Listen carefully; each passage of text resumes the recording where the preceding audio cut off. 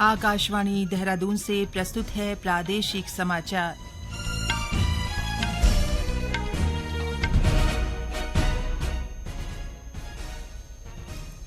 पहले मुख्य समाचार। प्रधानमंत्री नरेंद्र मोदी ने भारत को विनिर्माण, सेमीकंडक्टर उत्पादन और डिजाइनिंग के क्षेत्र में विश्व का अग्रणी देश बनाने पर जोर दिया। प्रधानमंत्री ने लाल किले की प्राचीर से स्वतंत्रता दिवस पर अपने संबोधन में धर्मनिरपेक्ष नागरिक संहिता का आह्वान किया। श्री मोदी ने महिलाओं के खिलाफ हिंसा के बढ़ते मामलों पर चिंता व्यक्त की। कहा, अपराधियों को जल्द से जल्द सजा दी जानी चाहिए। प्रदेश भर में स्वतंत्रता दिवस उत्साह और उमंग के साथ मनाया गया। मुख्यमंत्री पुष्कर सिंह धामी ने राज्य के हर जिले में एक स्थानीय निकाय को आदर्श निकाय के रूप में विकसित करने की घोषणा की।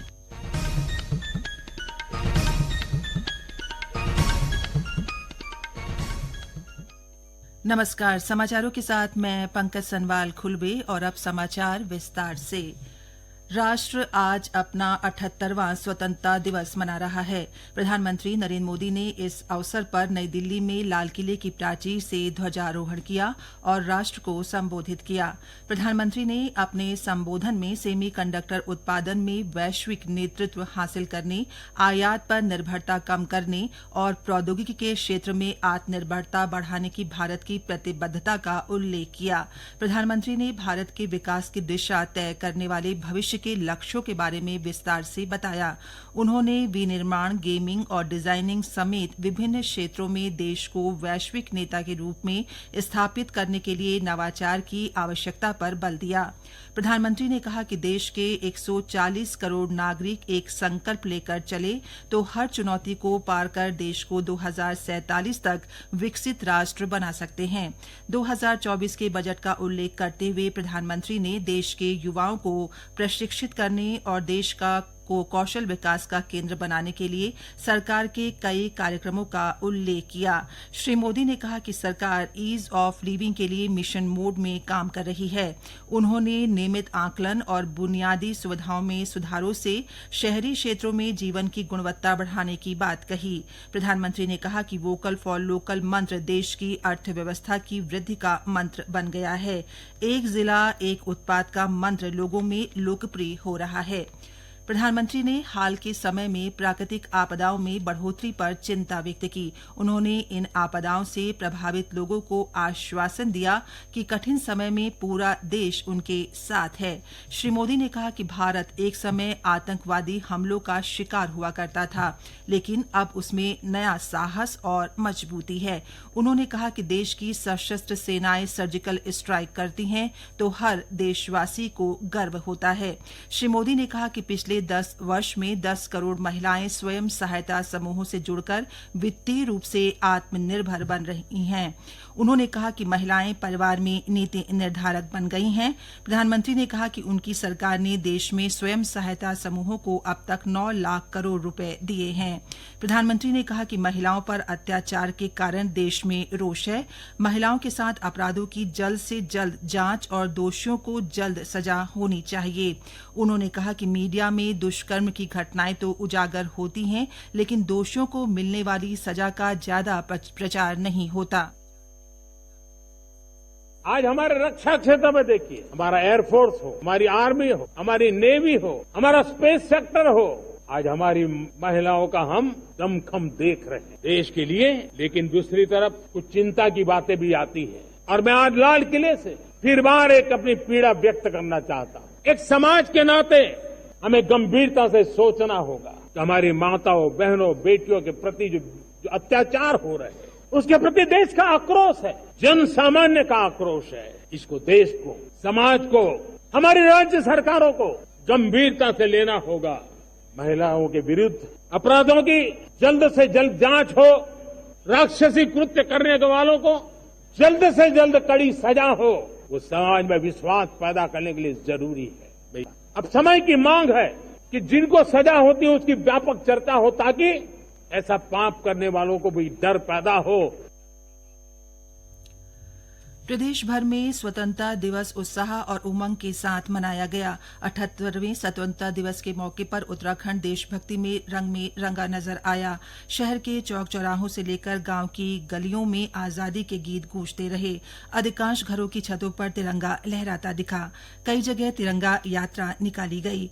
सरकारी गैर सरकारी इमारतों को तिरंगी रोशनी से सजाया गया। स्वतंत्रता सेनानियों के बलिदान को याद किया गया और उनके संकल्पों को दोहराया गया। स्वतंत्रता दिवस पर हर कोई गर्व के भाव से लबरेज दिखा। स्वतंत्रता दिवस का मुख्य कार्यक्रम देहरादून के परेड मैदान में आयोजित किया गया। इस अवसर पर मुख्यमंत्री पुष्कर सिंह धामी ने ध्वजारोहण किया। श्री धामी ने प्रदेशवासियों को 78वें स्वतंत्रता दिवस की शुभकामनाएं दी। उन्होंने सभी स्वतंत्रता संग्राम सेनानियों को नमन करते हुए राष्ट्र की स्वतंत्रता के लिए प्राण न्यौछावर करने वाले शहीदों को याद किया। मुख्यमंत्री ने कहा कि उत्तराखंड देवभूमि होने के साथ ही वीर भूमि है, क्योंकि देश की रक्षा के लिए जब भी आवश्यकता पड़ी प्रदेश ने हमेशा महत्वपूर्ण योगदान दिया।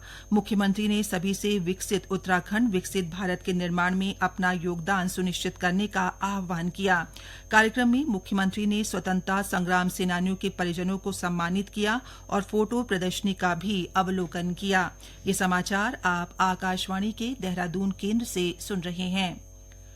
राज्य के हर जिले में एक स्थानीय निकाय को आदर्श निकाय के रूप में विकसित किया जाएगा। साथ ही उद्योग, बागवानी और कृषि के क्षेत्र में उत्कृष्ट कार्य करने वाले काश्तकारों, उद्यमियों को प्रथम, द्वितीय और तृतीय पुरस्कार दिया जाएगा। पहले स्थान पर रहने वाले को 1 लाख, दूसरे स्थान पाने वाले को 75,000 और तीसरे स्थान पर रहने वाले को 50,000 रुपए की धनराशि दी जाएगी। श्री धामी ने स्वतंत्रता दिवस के अवसर पर प्रदेशवासियों के लिए 8 घोषणाएं की। देहरादून के परेड मैदान में आयोजित कार्यक्रम में श्री धामी ने अनुसूचित जाति, अनुसूचित जनजाति, दिव्यांग और अन्य पिछड़ा वर्ग के नियमित कर्मचारियों के लिए कर्मचारी व्यक्तिगत ऋण योजना लागू करने की घोषणा की। उन्होंने ये भी कहा कि वृद्धावस्था पेंशन योजना, विधवा पेंशन योजना, दिव्यांग पेंशन योजना, जन्म से दिव्यांग बच्चों को अनुदान योजना और प्रत्यक्ता पेंशन योजना में वर्तमान में निर्धारित मासिक आय 4,000 से बढ़ाकर 6,000 रुपए प्रतिमाह किया जाएगा। श्री धामी ने वरिष्ठ नागरिकों के समग्र कल्याण के लिए नीति बनाने की बात भी कही।